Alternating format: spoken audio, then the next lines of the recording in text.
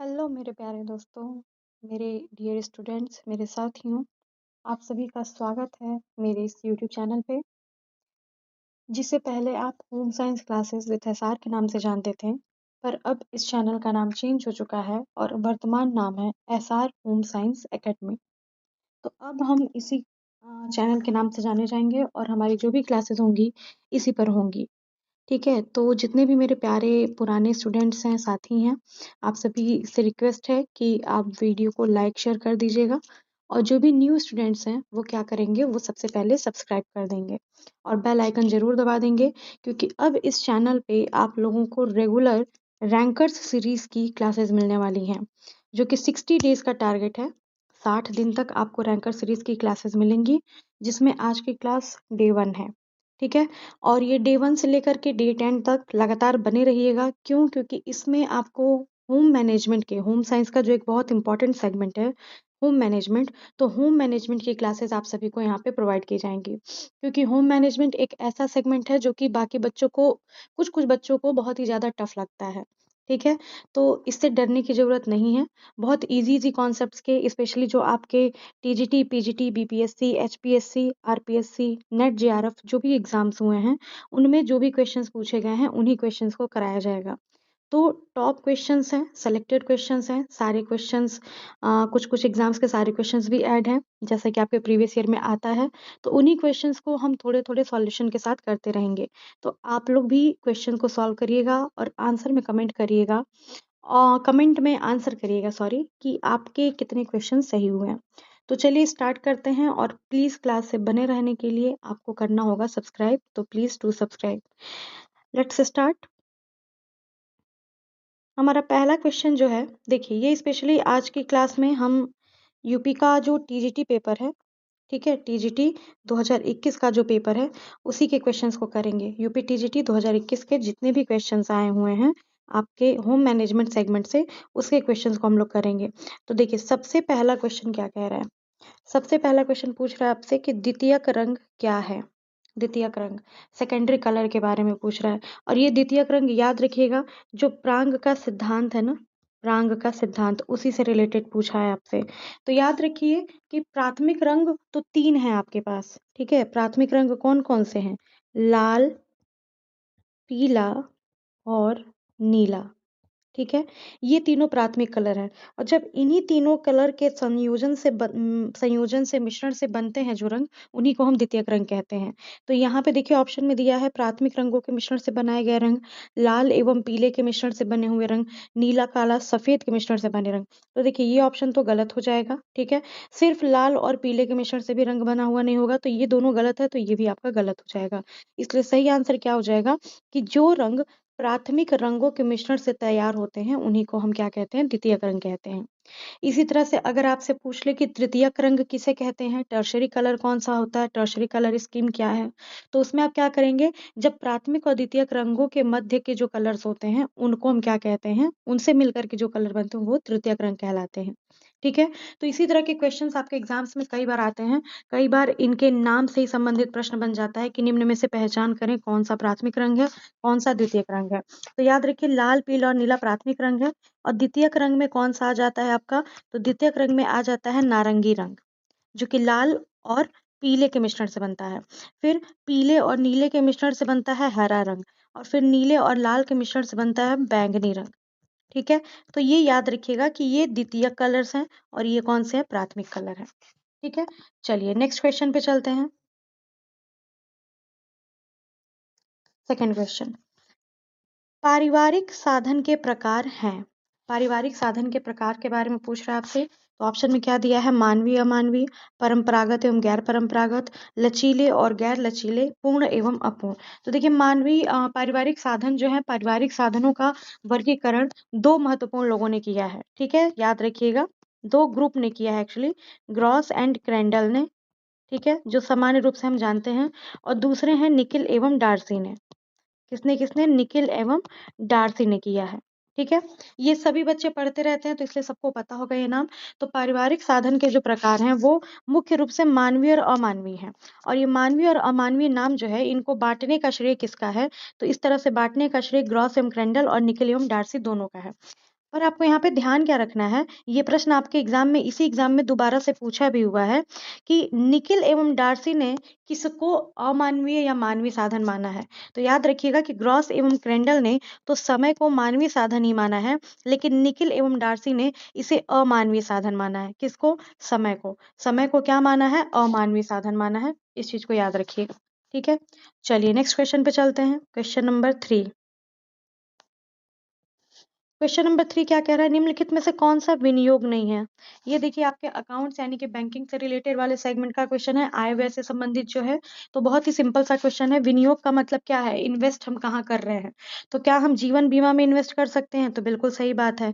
अल्पकालीन विनियोग कुछ समय के लिए जो इन्वेस्टमेंट होता है, एफडी वगैरह, आरडी वगैरह, ठीक है, पीएफ वगैरह में, तो ये भी हम लोग हमारा एक तरह का विनियोग हो सकता है। आजकल तो म्यूचुअल फंड्स वगैरह है। ठीक है, बटुआ, बटुआ क्या है? बटुआ पर्स में रख के आप किस तरह से विनियोग करेंगे? पर्स में तो जितना पैसा रखेंगे उतना ही रहेगा, और बाई चांस अगर पर्स चोरी हो गया तो विनियोग क्या, आपका पैसा ही गायब हो जाएगा। ठीक है, तो यहाँ पे बटुआ जो होगा ये विनियोग का प्रकार नहीं है, इसलिए ऑप्शन सही हो जाएगा। देखिए कई बार क्या होता है ना कि कुछ क्वेश्चंस ऐसे भी आते हैं जो कॉमन सेंस बेस्ड होते हैं, तो उन क्वेश्चंस को ध्यान देने की जरूरत होती है, उस पर बहुत ज्यादा लॉजिक लगाने की जरूरत नहीं होती है। ठीक है, कई लोग इसमें लॉजिक लगाने लगते हैं, बट आपको क्या करना है, लॉजिक नहीं लगाना है, सिंपली आंसर करते जाना है। दीर्घकालीन विनियोग, तो जी हाँ, दीर्घकालीन विनियोग प्रकार है। ठीक है, जो हम लोग एलआईसी वगैरह करते हैं लंबे समय के लिए, जीवन अवधि वाला, तो ये सारे लंबे दीर्घकालीन अवधि के लिए विनियोग के प्रकार हैं। तो सही आंसर क्या हो जाएगा, ऑप्शन नंबर 3। चलिए नेक्स्ट क्वेश्चन पे चलते हैं। क्वेश्चन नंबर 3 लगभग 20 क्वेश्चन हैं। ठीक है, चलिए चौथा क्वेश्चन है अनिवार्य बचत। ये भी देखिए आय व्यय से संबंधित है। अनिवार्य बचत का उदाहरण पूछ रहा है। कौन सा बचत का ये प्रकार है, कैसा प्रकार, जिसमें हम अनिवार्य रूप से बचत करते ही हैं, चाहे चाहे या ना चाहे। जैसे मान लीजिए कुछ आवश्यक अनावश्यक हो सकते हैं। आवश्यक जैसे खाने पे हमें करना ही पड़ेगा। व्यय अगर की बात की जाए तो व्यय में हम करते हैं, खाने पे व्यय कर देते हैं, कुछ सेविंग्स पे करते हैं। तो जो सेविंग्स या बचत हम करते हैं, तो उसमें से कौन सा है जो अनिवार्य है, जिसको करना ही करना कंपलसरी है। तो देखिए सामान्य भविष्य निधि हमारा एक अनिवार्य बचत का प्रकार नहीं होगा। बैंक में जमा भी क्या है, अनिवार्य बचत नहीं है, क्योंकि इसमें हम जमा करते हैं जरूरत पे निकाल सकते हैं, जमा करते हैं जरूरत पे निकाल सकते हैं। लेकिन जीवन बीमा जो एलआईसी होता है, ये एक अनिवार्य बचत है, जिसे आप अगर जो किस्त बांधते हैं, जिस समय पे बांधते हैं, वो आपको उस समय पेमेंट करना ही होता है। ठीक है, तो इसलिए याद रखिएगा जीवन बीमा निगम यानी कि एलआईसी हमारा अनिवार्य बचत का उदाहरण हो जाएगा। इसी के साथ ये भी जान लेते हैं कि जो विनियोग हमारा है, इसके ऊपर एक क्वेश्चन था आपका, उस क्वेश्चन को देखते हैं। ये वाला, इसमें आप लोगों को कुछ चीजें बता देते हैं। ठीक है, याद रखिएगा विनियोग में एक चीज याद रखिएगा कि विनियोग होता क्या है। तो देखिए विनियोग का सिंपल सा मीनिंग है, एकदम सिंपल सा, क्या कि जिस पैसे का या जिस धन का हम उपभोग नहीं करते हैं। ठीक है, यानी कि यहाँ पे आप एक कीवर्ड याद रख सकते हैं, अन्न उपभोग। ऐसा धन जो मनुष्यों के द्वारा या परिवार के द्वारा उपभोग नहीं किया जा रहा है, किसी भी प्रकार की वस्तु को खरीदने में या किसी भी प्रकार की सेवाओं में, वही क्या कहलाता है, हमारा विनियोग कहलाता है, जब हम उसे बचत करते हैं। ठीक है, यानी कि बैंक के माध्यम से या किसी संस्था के माध्यम से हम उसे क्या करते हैं, अपनी आय का कुछ अंश जमा कर देते हैं। ठीक है, अब ये जो विनियोग होते हैं, इनको याद रखिए 3 मूल रूप होते हैं। एक तो हमारा जीवन बीमा ही होता है, दूसरा होता है अल्पकालीन विनियोग, और तीसरा होता है हमारा दीर्घकालीन विनियोग। इसलिए यहाँ पे बटुआ जो है आपका वो सही आंसर मतलब इसमें हो जाएगा। ठीक है, जीवन बीमा में क्या होता है कि हमें निश्चितता प्राप्त होती है। जो भी हमारे भविष्य के जोखिम होते हैं, विपत्तियों से रक्षा की जो प्रावधान होते हैं, उससे हमें क्या होता है, विपत्तियों से हमें रक्षा प्राप्त होती है। ठीक है, तो जीवन बीमा एक तरह से विनियोग का साधन होता है। इसके बाद जो अल्पकालीन विनियोग आता है, इसमें 2 चीजों पे बहुत ज्यादा ध्यान दिया जाता है। ठीक है, 2 चीजें किस चीज पे, एक तो सुरक्षा पे ध्यान दिया जाता है कि पैसा हमारा सुरक्षित रहे, और दूसरी चीज होती है उपलब्धता। यानी कि यहाँ पे ये नहीं देखा जाता है कि ब्याज कितना मिल रहा है, यहाँ पे इसलिए सेव किया जाता है ताकि हमारी भविष्य की कोई भी आकस्मिक जरूरत हो, हम उसे पूरा कर सकें। लेकिन जो दीर्घकालीन विनियोग होता है, ये लंबे समय तक के लिए होता है, और इसके लिए जो भी साधन होते हैं, उनके जो चयन की प्रक्रिया होती है, वो भी क्या होती है, वो भी बहुत ज्यादा जटिल होती है। ठीक है, तो यहाँ पे मूल मंत्र यानी कि मूल शब्द समझ सकते हो कि यहाँ पे क्या है, दीर्घकालीन यानी कि लंबे समय तक पूंजी को सुरक्षित रखना। क्या करना, पूंजी को सुरक्षित रखना। ठीक है, तो ये देखिए मैंने आपको फिर से बता दिया, ये तीनों के तीनों क्या हैं, विनियोग के ही प्रकार हैं। अगर आपसे प्रश्न आ जाए कि निम्न में से विनियोग का कौन सा प्रकार नहीं है, तो याद रखिएगा ये तीनों के तीनों होंगे प्रकार, बाकी के प्रकार नहीं होंगे। चलिए, ये क्वेश्चन भी हमने कर लिया। अब नेक्स्ट क्वेश्चन देखिए, वही क्वेश्चन सेम टू सेम आ गया जो मैंने अभी आपको बताया था। निखिल एवं डार्सी के अनुसार मानवीय साधन है। अगर अमानवीय पूछता तो समय हमारा इसमें अमानवीय हो जाता, बट चूंकि मानवीय साधन पूछा है, और मानवीय साधन क्या होते हैं, जो हर व्यक्ति के क्या होते हैं, स्वयं के साधन होते हैं। ठीक है, जैसे हमारा प्रत्येक व्यक्ति का अपना क्या, उसकी कुशलताएं, ठीक, काम करने की कुशलता, उसका अपना ज्ञान, उसकी अपनी शक्ति, ये सारे के सारे क्या है, मानवीय साधन होते हैं। और अमानवीय साधन क्या है, जो किसी पर्टिकुलर किसी मानव या किसी मनुष्य की बात नहीं करता है, जो सभी के लिए लागू होता है। जैसे कि जो सामुदायिक सुविधाएं होती हैं, समय को भी माना गया है, ठीक, धन जो होता है, ये सारे के सारे क्या होते हैं, ये सारे के सारे अमानवीय साधन होते हैं। ठीक है, जो सबके लिए समान होते हैं, याद रखिएगा। चलिए नेक्स्ट क्वेश्चन, क्वेश्चन नंबर 6, कार्य सरलीकरण की औपचारिक तकनीक है। कार्य सरलीकरण की औपचारिक तकनीक के बारे में आपसे पूछ रहा है कि कौन सी इसकी औपचारिक तकनीक है। तो देखिए, औपचारिक और अनौपचारिक, जिसको दूसरा नाम जो अनौपचारिक हम कहते हैं, उसको हम पेन व पेंसिल तकनीक के नाम से भी जानते हैं। ठीक है, पेन व पेंसिल तकनीक। तो ये जो दोनों तकनीक होती है, ये कार्य सरलीकरण की ही तकनीक होती है। ठीक है, कार्य सरलीकरण। आप मुझे कमेंट जरूर करके बताइएगा कि कार्य सरलीकरण की अवधारणा किसने दी थी। देखिए, कई बार क्या होता है कि कार्य सरलीकरण की परिभाषा से भी संबंधित कुछ प्रश्न आते हैं, तो इसलिए एक परिभाषा आप लोग जरूर याद रखिएगा, किसके अकॉर्डिंग है, निकिल एवं डार्सी के अकॉर्डिंग। वैसे तो बहुत सारे लोगों ने परिभाषा दी है, बट फिर भी आपको पता है, आप पढ़ रहे हैं, तैयारी कर रहे हैं, तो निकिल एवं डार्सी और ग्रॉस एवं कैंडल का नाम हमेशा बहुत ज्यादा आता है। तो निकिल एवं डार्सी ने क्या कहा है कि कार्य सरलीकरण का अर्थ है कार्य करने की सबसे आसान, ठीक है, क्या है, सबसे आसान, सबसे आसान, सबसे ज़्यादा सरल और ऐसी विधि जो शीघ्र हो जाए, कोई भी काम जो हो वो क्या हो जाए, शीघ्र हो जाए, तो इसी को हम क्या कहते हैं, कार्य सरलीकरण कहते हैं। यानी कि सिंपल सा मतलब है, किसी भी कार्य को सरल तरीके से करना ही क्या है, कार्य सरलीकरण होता है। अब कार्य सरलीकरण के दो प्रकार होते हैं, एक होती है पेन व पेंसिल तकनीक, और एक कौन सी होती है, औपचारिक तकनीक। ठीक है, औपचारिक यानी कि फॉर्मल टेक्निक में टोटल 4 मेथड्स आते हैं, 4 तरीके आते हैं, जिसमें से आपका माइक्रो मोशन फिल्म विश्लेषण आता है, साइकिल ग्राफ विधि आती है, मेमो मोशन अध्ययन आता है, इसके अलावा स्टॉप वॉच तकनीक आती है। लेकिन आपसे इसी प्रश्न में देखिए पूछा भी है कि कौन सा औपचारिक तकनीक है, तो याद रख लीजिए, जहां भी पेन पेंसिल की जरूरत पड़ रही है, जैसे कि प्रोसेस चार्ट को बनाने में पेन पेंसिल की जरूरत पड़ेगी, ऑपरेशन चार्ट को, पाथवे चार्ट को, जितने भी चार्ट वाले नाम है, चाहे प्रोसेस चार्ट हो, ऑपरेशन चार्ट हो, मल्टीमैन चार्ट हो, या फिर पाथवे चार्ट हो, इससे संबंधित अगर कोई प्रश्न आता है, तो याद रखिए कि वो पेन पेंसिल तकनीक है।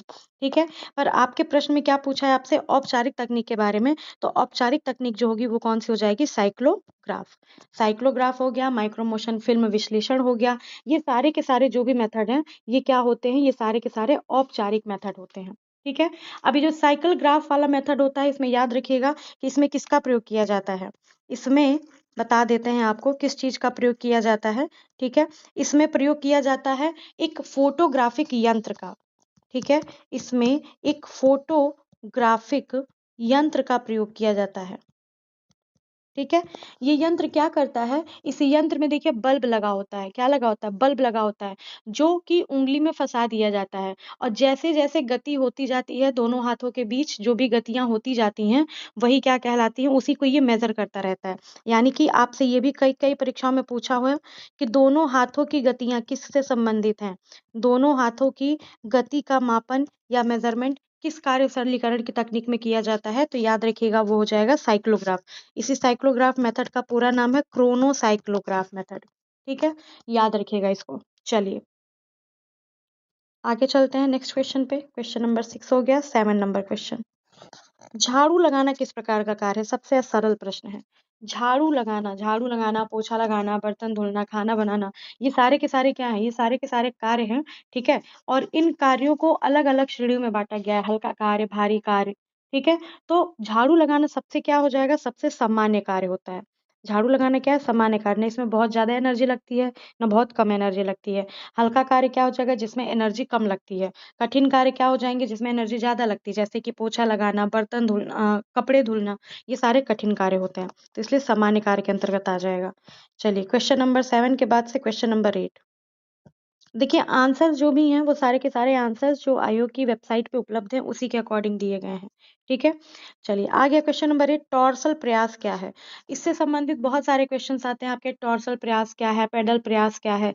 तो याद रखिए टॉर्सल में क्या होता है, पेडल में क्या होता है, जब हम पैर की बात करते हैं। ठीक है, पेडल में किसका प्रयास होता है, जब हम पैर के द्वारा कोई काम करते हैं, जैसे दौड़ना हो गया, चलना हो गया, जिसमें हमारा पैर यूज होता है। और टॉर्सल प्रयास क्या होता है, जब हमारा कमर और पैर दोनों मिलकर के गति करते हैं। ठीक है, तो टॉर्सल में याद रखिएगा जो झुकना और बैठना, जैसे किसी सामान को झुक करके उठाना या फिर बैठ करके उठाना, बैठ करके काम करना, तो ये सारे हमारे टॉर्सल प्रयास होते हैं। टॉर्सल का मतलब जहाँ पे हमारा धड़ वाला भाग और कुछ कुछ पैर वाला भाग दोनों मिल करके काम करते हैं, तो इसी को हम क्या कहते हैं, टॉर्सल प्रयास कहते हैं। मेंटल प्रयास में आपका जो भी मानसिक चीजें आ जाती हैं, सोचना समझना, आपका ज्ञान, आपकी अभिवृत्ति, ये सारे मेंटल प्रयास में आते हैं। इसके अलावा आपका पेडल प्रयास हो गया, टॉर्सल हो गया और आपका मेंटल हो गया। कुछ कुछ कई बार विजुअल भी पूछता है, तो जो चीजें दिखने वाली होती हैं वो विजुअल हो जाती हैं। ठीक है, चलिए 8 क्वेश्चन हो गए। 9 नंबर क्वेश्चन पे आते हैं। पूछ रहे हैं आपसे, थकान की स्थिति में कोशिकाओं में कौन सा अम्ल एकत्रित हो जाता है? तो याद रखिए थकान जब कोशिकाओं में ऊर्जा निर्माण की प्रक्रिया होती है, कहाँ पे, विशेषतः माइटोकॉन्ड्रिया में। ठीक है, माइटोकॉन्ड्रिया में ऊर्जा निर्माण की जो प्रक्रिया होती है, जिसे हम क्या कहते हैं, कोशिका का शक्ति गृह भी कहा जाता है। जब माइटोकॉन्ड्रिया में ऊर्जा निर्माण होती है वायवीय में, तो वहां पर क्या बनता है, ग्लूकोज बनता है। पर जब अवायवीय स्थिति में, यानी कि ऑक्सीजन प्रेजेंट नहीं होता है, एब्सेंट होता है, तो इस स्थिति में हमारे मांसपेशियों में क्या जमा होने लगता है, साइटोप्लाज्म कोशिका द्रव्य में लैक्टिक अम्ल जमा होने लगता है। ठीक है, ये वही लैक्टिक अम्ल है जो क्या करता है, कोशिकाओं में थकान उत्पन्न करता है।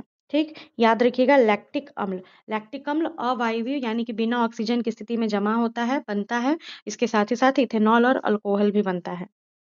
चलिए नेक्स्ट क्वेश्चन, क्वेश्चन नंबर 9 हो गया। 10 नंबर क्वेश्चन क्या कह रहा है, अपहोल्स्ट्री के बारे में है क्वेश्चन। ठीक है, 10वां नंबर प्रश्न आपसे क्या कह रहा है, 10वां नंबर प्रश्न कह रहा है अपहोल्स्ट्री। अपहोल्स्ट्री के बारे में क्या कह रहा है कि अपहोल्स्ट्री का उपयोग किसके लिए किया जाता है। ठीक है, तो अपहोल्स्ट्री का उपयोग किसके लिए किया जाता है, ऑप्शन में क्या कह रहा है, फर्श पर बिछाने के लिए, फर्नीचर को ढकने के लिए, पलंग पर बिछाने के लिए, या उपयुक्त सभी। ठीक है, तो एक चीज देखिए, अपहोल्स्ट्री के कपड़ों में क्या होता है, अपहोल्स्ट्री का मतलब ऐसे वस्त्र जिनका प्रयोग हम साज सज्जा के लिए भी कर सकते हैं। ठीक है, और जिनका प्रयोग हम उपयोगिता के आधार पे भी कर सकते हैं। तो यहाँ पर जो भी फर्नीचर को ढकने वाले वस्त्र होते हैं ना, उनको हम क्या कहते हैं, अपहोल्स्ट्री कहते हैं। ठीक है, अपहोल्स्ट्री का जब भी चुनाव किया जाता है तो बहुत सारी बातों का ध्यान रखा जाता है, जैसे कि कपड़ा भारी होना चाहिए, गाढ़े रंग का होना चाहिए, जिसकी वजह से बार बार गंदा ना हो सके। तो ये फर्नीचर को ढकने के लिए प्रयोग किया जाता है, कौन, अपहोल्स्ट्री का कपड़ा। ठीक है, चलिए 10वां क्वेश्चन हो गया। 11 नंबर पे चलते हैं। 11 नंबर क्या कह रहा है कि ये भी देखिए आय व्यय का ही क्वेश्चन है। वित्तीय स्थिति विवरण बैलेंस शीट किस चरण में बनाया जाता है, यानी कि जब हम पूरे साल का एक वित्तीय आयोजन करते हैं, तो किस चरण में हम एक बैलेंस शीट बनाने का काम करते हैं। क्या वर्ष के अंत में करते हैं, वर्ष के प्रारंभ में करते हैं, वर्ष के मध्य में करते हैं, या ए व बी दोनों में ही करते हैं। तो सही आंसर क्या हो जाएगा, सही आंसर हो जाएगा वर्ष के अंत में। ठीक है, अब देखिए बैलेंस शीट होता क्या है, तो दो कीवर्ड यहाँ पे याद रखिएगा। सेम यही प्रश्न, इसी से रिलेटेड प्रश्न आपका अभी एलटी जो 2025 का पेपर हुआ है ना, एलटी 2025 का पेपर, उसमें भी आपका इसी टॉपिक से रिलेटेड क्वेश्चन आया था। तो देखिए बैलेंस शीट क्या होता है, जब परिवार की जो कुल संपत्ति होती है, क्या होती है, परिवार की कुल संपत्ति, यानी कि जो भी एसेट्स होते हैं। ठीक है, परिवार की कुल संपत्ति, इसके अलावा जो उनकी देनदारियां होती हैं, उधार हो गया, देनदारी हो गया, किसको कितना रुपया देना है, बैंक में कितना जमा करना है, बैंक होम लोन कितना देना है, कौन सा और ईएमआई है, ये सारा जो पेमेंट होता है, इनको हम देनदारियां या फिर लायबिलिटीज कहते हैं। और परिवार के पास जो संपत्ति होती है, उसका घर है, अपना जमीन है, फर्नीचर है, कितना कैश है, कितना बैंक बैलेंस है, कितना उसके पास से पैसा है, क्या उसके पास सुविधाएं हैं, कार है, गाड़ियां हैं, ये सारी चीज जो होती हैं वो उसकी वर्तमान संपत्ति होती है, कुल संपत्ति होती है। और जो चीजें उसे देनी होती हैं, यानी कि उधार हो गया, बैंक का ऋण हो गया, होम लोन हो गया, ये सारी की सारी उसकी देनदारियां होती हैं। तो जब कोई भी परिवार वर्ष के अंत में इन सभी का एक निश्चित तारीख के साथ कि किस दिन कितना रुपया खर्च हुआ, किस चीज पे खर्च किया गया, किसको दिया गया, क्या खर्च किया गया, इन सभी का एक पूरा का पूरा ब्यौरा रखता है, पूरा का पूरा लिखित ब्यौरा तैयार करता है, तो उसी को हम क्या कहते हैं? उसी को हम कहते हैं बैलेंस शीट। ठीक है, उसी को हम क्या कहते हैं? बैलेंस शीट कहते हैं। तो इसलिए जो बैलेंस शीट होता है वो हर वर्ष क्या होता है? वर्ष के अंत में तैयार किया जाता है। ठीक है, याद रखिएगा इस चीज को। ये क्योंकि अभी पूछा हुआ क्वेश्चन था, तो आगे आने वाले जो आपके एग्जाम्स है उसमें भी क्वेश्चंस आ सकते हैं। नेक्स्ट क्वेश्चन, क्वेश्चन नंबर 12, जीवन चक्र की अवधारणा। ठीक है, जीवन चक्र जो होता है उसके संबंध में उससे रिलेटेड प्रश्न है कि जीवन चक्र के किस चरण में साधनों की मांग बढ़ जाती है। देखिए ये भी बच्चों बहुत ही ज्यादा इंपॉर्टेंट क्वेश्चन है, क्योंकि हर एग्जाम में लगभग लगभग इससे एक प्रश्न तो बनता ही बनता है। आप किसी भी पेपर को उठा करके देख लीजिए, जीवन चक्र की अवधारणा से संबंधित, जीवन चक्र के चरण से संबंधित हमेशा प्रश्न बनते हैं। तो देखिए जीवन चक्र की अवधारणा किसने दिया है? तो याद रखिएगा बिगलो ने दिया था। ठीक ना, बिगलो ने दिया था लगभग 1930 ईस्वी के समय में। अब आपसे पूछ रहा है कि साधनों की मांग बढ़ जाती है, कौन सी ऐसी अवस्था है? तो देखिए प्रारंभिक अवस्था वह अवस्था होती है जहाँ पे अभी पति पत्नी विवाह के बाद अपना परिवार शुरू करते हैं, तो यहाँ पे साधनों की मांग बहुत ज्यादा नहीं होती है। ठीक, फिर आता है सेवानिवृत्ति, संकुचन और विस्तार की अवस्था। इसके बाद प्रारंभिक के बाद आता है दूसरा अवस्था, विस्तार की अवस्था।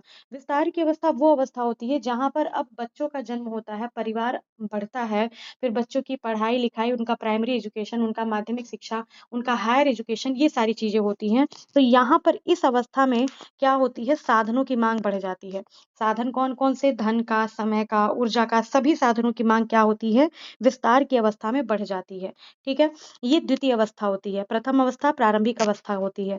तृतीय अवस्था जो होती है, जो संकुचन की अवस्था कहलाती है, इसी में आता है सेवानिवृत्ति की अवस्था। यानी कि अब बच्चे बड़े हो जाते हैं, ठीक है, माता पिता क्या होते हैं? बुजुर्ग हो जाते हैं, और इस अवस्था में अब वो सेवानिवृत्त हो जाते हैं। तो इस अवस्था में उन्हें ऊर्जा की मांग थोड़ी कम हो जाती है, धन की, समय की मांग थोड़ी सी क्या होती है? उनकी कम हो जाती है। तो इसीलिए जो विस्तार की अवस्था होती है, याद रखिएगा कि इसमें तीनों ही चीजों की लगभग लगभग मांग जो होती है वो ज्यादा होती है, चाहे वो धन की बात हो, चाहे वो समय की बात हो, या फिर ऊर्जा की बात हो। ठीक है, तो इस चीज को याद रखिएगा। अवधारणा किसने दिया था? तो बिगलो ने दिया था। कब दिया था? तो 1930 ईस्वी में दिया था। चलिए अगला क्वेश्चन देखते हैं, क्वेश्चन नंबर 13 क्या कह रहा है? कार्य, विश्राम एवं शयन के बीच उपयुक्त अनुपात क्या होना चाहिए? तो देखिए जो भी वैज्ञानिक है, बहुत सारे वैज्ञानिकों ने क्या कहा है कि अगर कार्य सरलीकरण का प्रयोग करना है, या मान लीजिए थकान से बचे रहना है, कार्य की उपयोगिता को बढ़ाना है, बहुत एक कम समय में अधिक से अधिक उत्पादन करना है कार्यों का, तो इसीलिए कार्य, विश्राम एवं शयन के बीच में जो उचित अनुपात होता है वो होता है 8/8/8 का। ठीक है, 24 घंटे टोटल होते हैं, और इस 24 घंटे में अगर 8 घंटे काम किया जाए, 8 घंटे शरीर को विश्राम मिले, और 8 घंटे जो शयन का समय हो, तो ये व्यक्ति के शारीरिक, मानसिक और सभी प्रकार के स्वास्थ्य के लिए भी अच्छा होता है। साथ ही साथ उसकी जो उत्पादकता होती है किसी भी कार्य को करने की, चाहे अब वो किसी भी क्षेत्र में काम कर रहा हो, जैसे आप मान लीजिए पढ़ाई कर रहे हैं, शिक्षा दे रहे हैं, तो इसमें चाहे इस क्षेत्र की बात होगी, चाहे आप ऑफिस में काम कर रहे हैं, चाहे घर की महिला ही क्यों ना हो, गृहिणी ही क्यों ना हो, गृहिणी भी काम कर रही है, तो उसके लिए भी ये अनुपात जरूरी है कि 8 घंटे कार्य करे, 8 घंटे विश्राम करे, और 8 घंटे उसके सोने का संयम हो। अब विश्राम का मतलब ये नहीं कि बिस्तर पे 8 घंटे पड़ा हो, तो इसका मतलब तो फिर 16 घंटे हो जाएगा। तो 8 घंटे जो विश्राम का समय होता है, इसमें क्या करना होता है? जो बहुत हल्के काम होते हैं उनको किया जाता है। ठीक है, चलिए 13 नंबर क्वेश्चन हो गया। 14 नंबर क्वेश्चन करते हैं। बजट, आय व्यय वाले मतलब सेगमेंट से आपका फिर से क्वेश्चन आ गया। बजट के लिए उपभोग का जो नियम होता है वो किसके द्वारा प्रतिपादित किया गया है? तो याद रखिए उपभोग का जो नियम है वो डॉक्टर एंजल के द्वारा मतलब प्रतिपादित किया गया है। ठीक है, एंजल जो थे उन्होंने क्या किया था, इसलिए इसको एंजल का उपभोग नियम भी कहा जाता है। कई जगहों पे देखिए पहले दिया हुआ है, बहुत पहले इकोनॉमिक्स की बुक में, कि एडम स्मिथ ने भी किया था, बट फिर भी हम लोग होम साइंस में एंजल के नाम ही को ही कंसीडर करते हैं, तो हम लोग एंजल के नाम को ही पढ़ेंगे कि एंजल का उपभोग का नियम। एंजल का जो उपभोग का नियम था, पहले उन्होंने क्या दिया था? 5 नियम दिए थे। ठीक है, बाद में उन्होंने क्या कर दिया? 3 नियम बना दिए कि कैसे कार्यों को किया जाना चाहिए, कैसे उपभोग किया जाना चाहिए। तो उन्होंने क्या किया है? एंजल का उपभोग का जो नियम है वो यही है। ठीक है, एक मिनट एक मिनट एक मिनट, एंजल का उपभोग नियम, एक मिनट, इसमें थोड़ा सा मिस्टेक हो गया। ये एंजल का नहीं है, ठीक है। एंजल का जो उपभोग का नियम होता है वो होता है बच्चा किसके लिए? वो जो हम खर्चे की जब बात करते हैं, उपभोग की बात करते हैं, जिसमें हमारा 5 क्राइटेरिया है। एक तो भोजन वाला खर्च है, ठीक है? इसके अलावा जो कपड़ा, आवास और सामान का खर्च है, इसके अलावा शिक्षा और स्वास्थ्य का जो क्षेत्र होता है, फिर ये 3 जो क्षेत्र हैं, इनमें से मुख्य रूप से जो 5 क्षेत्र आते हैं, इसी पर खर्चे के संबंध में एंजल ने क्या किया था 1857 में, ठीक है? एंजल ने 1857 में अपना उपभोग का नियम दिया था। अपने इस उपभोग के नियम में एंजल ने मुख्य रूप से 3 बातें कही थी, ठीक है? 3 बातें कौन-सी? वैसे तो 5 क्राइटेरिया दिया हुआ है उन्होंने, भोजन का दिया है, कपड़ों का दिया है, मकान का दिया है, ठीक है? मकान यानी रहने का स्थान, इसके अलावा शिक्षा और साथ ही साथ ईंधन। शिक्षा के साथ ही साथ मनोरंजन और स्वास्थ्य भी आ जाता है। तो ये 5 क्राइटेरिया इन्होंने बताया है, पर इन्होंने 3 मूल रूप से बताया है क्या-क्या मतलब क्या चीज़ें जिससे कि आपके क्वेश्चन्स आपके एग्ज़ाम में बनते भी हैं। इन्होंने कहा था कि जब आय बढ़ती है, ठीक है? इन्होंने इनकम और एक्सपेंडिचर पे ही बताया है बेसिकली। तो इन्होंने कहा है कि जब इन आय हमारी बढ़ती है, तो जो फूड पर यानी कि जो भोजन पर व्यय होता है, वो क्या होता है? वो धीरे-धीरे कम होने लगता है, ठीक है? वो क्या होता है? डिक्रीज़ होने लगता है। कपड़ों पर कपड़ों पे साथ ही साथ जो मकान है और साथ ही साथ जो ईंधन है, इस पर जो खर्च होता है, वो क्या होता है? वो बराबर ही रहता है, ठीक है? 3 नियम दिए हैं इन्होंने, बराबर रहता है। और जो लास्ट है हमारा शिक्षा, मनोरंजन और स्वास्थ्य जो होता है, इस पर आय बढ़ने के साथ-साथ क्या होता है, इंक्रीज़मेंट होता है, यानी कि एक्सपेंडिचर भी क्या होता है, व्यय भी क्या होता है, बढ़ता जाता है। तो 3 रूल हैं, इनके तीनों नियम याद रखिएगा कि जब-जब आय बढ़ती है, तो भोजन पर व्यय कम होता जाता है, जब-जब आय बढ़ती है, तो कपड़ों पे, मकान पे और ईंधन पे खर्च समान रहता है और जब-जब आय बढ़ती है, तो शिक्षा, स्वास्थ्य और मनोरंजन पे व्यय जो होता है, वो बढ़ जाता है, ठीक है? इसी तरह के प्रश्न भी आपके पेपर में कई बार आते हैं जिनको मैं आगे ज़रूर सॉल्व कराऊँगी, ये एंजल से रिलेटेड जो भी क्वेश्चंस होंगे, ठीक है? चलिए, क्वेश्चन नंबर 14 करते हैं। 14 में क्या कह रहा है समय मापक इकाई यानी कि टीएमयू 1 सेकंड का कितना भाग होता है? ठीक है? टीएमयू के बारे में आपसे पूछ रहा है कि टीएमयू 1 सेकंड में कितना भाग होता ऑप्शन दिया है 0.0036, 0.00036, 0.0006 या फिर 0.036। तो याद रखिए जो टीएमयू होता है जिसका टीएमयू का पूरा नाम क्या है समय मापक मापक इकाई इंग्लिश में इसको कहते हैं टाइम मेजरमेंट यूनिट ये 1 सेकंड का 0.036 भाग होती है। ठीक है? तो ये समय व्यवस्थापक से संबंधित यानी कि समय व्यवस्थापन टाइम मैनेजमेंट से रिलेटेड ये आपका कॉन्सेप्ट है। इसमें टाइम मैनेजमेंट से रिलेटेड एक चीज़ें और याद रख लीजिए कि उसी से रिलेटेड एक टर्म और आता है, कौन-कौन सा पीक लोड, ठीक है? पीक लोड यानी कि अत्यधिक भार, ये भी आपके समय व्यवस्थापन से ही संबंधित टर्म है, जो क्या कहलाता है कि जब भी अत्यधिक कार्य का जो समय होता है, किसी भी कार्य का जो अत्यधिक कार्य का समय होता है, ठीक है? वही क्या कहलाता है? अत्यधिक भार कहलाता है, ठीक? इसके बाद से वर्क कर्व यानी कि कार्य वक्र जो होता है, वो होता है, तो जो भी कार्य करता है, जो वो कार्य कर रहा है, तो उसकी कार्य की जो भी इकाई की मात्रा है, दिए हुए समय में जब गिनी जाती है और उसी को क्या किया जाता है संख्या को वक्र के रूप में दर्शाया जाता है तो उसी को हम कहते हैं कार्य का वक्र। जैसे एग्जाम्पल के तौर पे आप याद रख सकते हैं कि 1 घंटे में कितनी चादरों को प्रेस किया जा सकता है, ठीक है? ये कार्य का वक्र होगा या आधे घंटे में कितनी रोटियाँ बेली जा सकती हैं, ये क्या है? ये कार्य का वक्र है। और तीसरा जो इसका कंपोनेंट होता है, वो क्या होता है? रेस्ट पीरियड यानी कि विश्राम का समय, ठीक है? रेस्ट पीरियड और रेस्ट पीरियड से रिलेटेड टर्म क्या आता है आपका कि कार्य के समय से कुछ समय के लिए कार्य से मुक्ति। कुछ समय के लिए कार्य से मुक्ति ही क्या कहलाता है? रेस्ट पीरियड यानी कि विश्राम का समय कहलाता है। तो ये तीनों भी किसके भाग हैं आपके? समय व्यवस्थापन के ही भाग हैं, याद रखिएगा। उनके एक तरह से कहा जाए कि टूल्स होते हैं, यंत्र होते हैं। 3 मुख्य यंत्र होते हैं, अत्यधिक भार यानी कि पीक लोड और उसके बाद कार्य का वक्र यानी कि वर्क कर्व और तीसरा होता है विश्राम का समय यानी कि रेस्ट पीरियड। बट इस क्वेश्चन में सही आंसर क्या हो जाएगा आपका? तो 0.36 जो होगा वो टाइम मेजरमेंट यूनिट होता है 1 सेकंड का। चलिए, नेक्स्ट क्वेश्चन देखते हैं 15 क्वेश्चन हो गया 16वें क्वेश्चन पे आते हैं। ज़्यादा लंबी क्लास नहीं है 2-3 क्वेश्चंस और बचे हुए हैं आपके। ऐसे ही छोटी-छोटी क्लासेस में मैं आपको कॉन्सेप्ट्स जो होंगे वो भी बताती रहूँगी। तो प्लीज़ आप लोग जो भी बच्चे न्यू हैं वो सब्सक्राइब कर देंगे, शेयर कर दीजिएगा जो बच्चे पहले से जुड़े हुए हैं, जो भी मेरे फ्रेंड्स, मेरे स्टूडेंट्स जुड़े हुए हैं वो शेयर कर देंगे। मेहनत कर रहे हैं, कोशिश कर रहे हैं, स्टार्ट फिर से किए हैं फिर एक नए मोटिवेशन के साथ। मुझे पता है चैनल छोटा है तो आप लोग नहीं देखना चाहोगे जाएंगे, लेकिन फिर भी अगर यहाँ तक आपने देखा है तो प्लीज़ आगे भी कंटिन्यू किए रहिएगा। और थैंक यू सो मच, आप अगर यहाँ तक बने हुए हैं इसके लिए। ठीक है, तो चलिए अगला क्वेश्चन क्या है। गृह व्यवस्था एक व्यवहारिक विज्ञान है, ये किसका कथन है?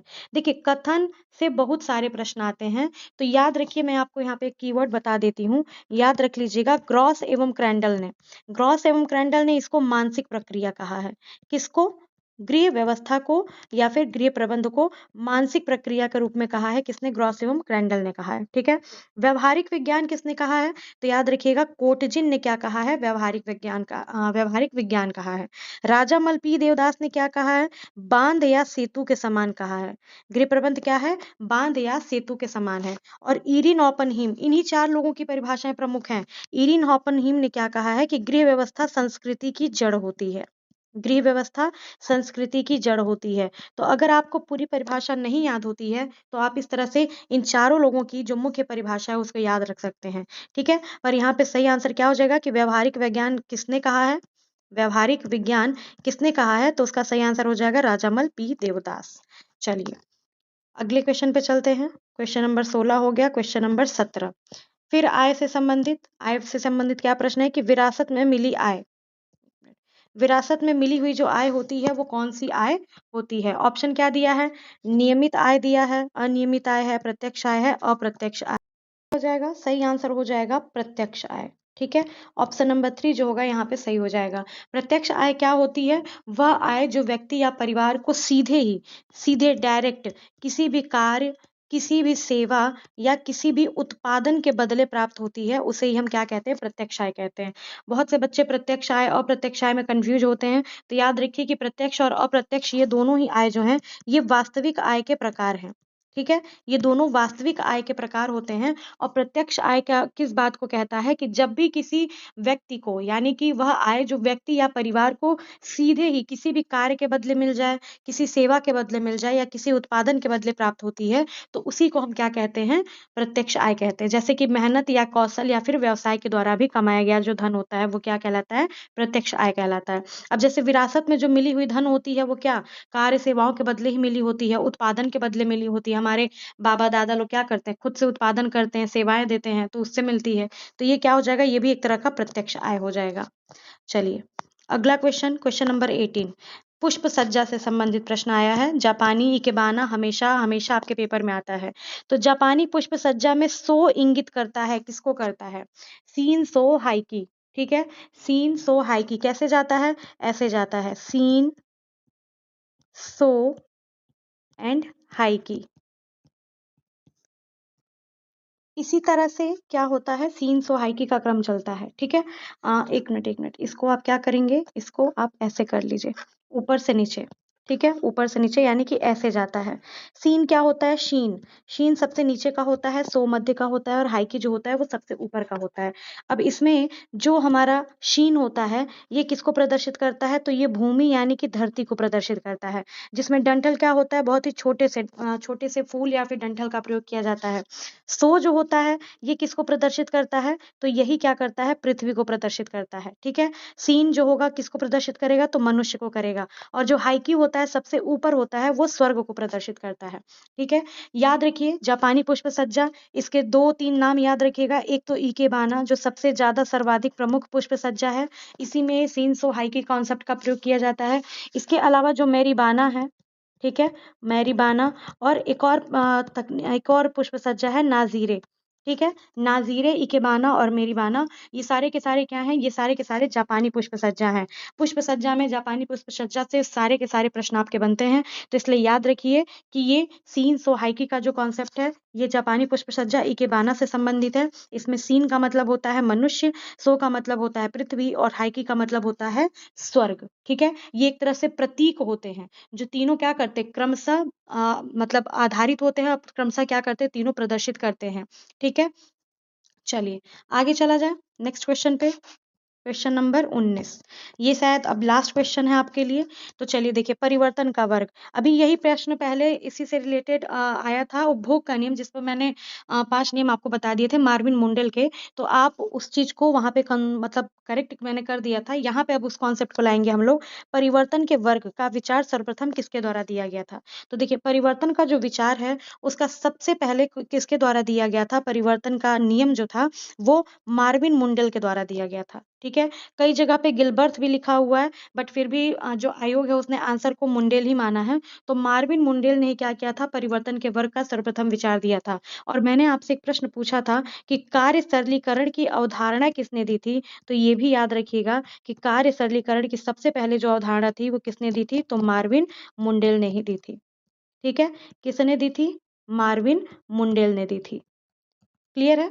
चलिए, अब इसके बाद से आगे बढ़ते हैं। तो चलिए, बस आज के लिए इतना ही था। 19 क्वेश्चंस थे जो लगभग आपके आधे घंटे में कम समय में ही पूरे हो गए हैं। तो यहाँ तक बने रहने के लिए thank you so much. Please do subscribe, like, comment and share. मिलते हैं फिर नेक्स्ट टॉपिक में कुछ अलग क्वेश्चंस के साथ में। अभी जो हमारा ये 60 दिन का सीरीज चलेगा, 60 डेज, 60 पूरे 60 दिन आपको लगातार इसी टाइम पे एवरी डे आपको 7 PM पे क्लास मिलेगी, मंडे टू सैटरडे। और संडे को हमारी 11 बजे से जो है वो लाइव क्लास रहेगी। अभी उसके लिए मैं प्लान कर रही हूँ, जिसमें हम मैक्सिमम क्वेश्चंस को कॉन्सेप्ट बेस्ड करें, कुछ कॉन्सेप्ट को पढ़ेंगे और उसी के साथ हम लोग उससे रिलेटेड कुछ MCQ और PYQs को भी करेंगे। तो संडे को भी 11 बजे आप लाइव मुझसे जुड़ सकते हैं। बाकी आप अगर रेगुलर वीडियो देखेंगे तो आपको सारी चीज़ें पता चली जाएंगी। तो अभी 10 दिन तक हमारा यही मैनेजमेंट का सीरीज चलेगा, उसके बाद से हमारा टेक्सटाइल का चलेगा। तो thank you so much, thanks for watching. मिलते हैं फिर नेक्स्ट क्लास में। Thank you so much.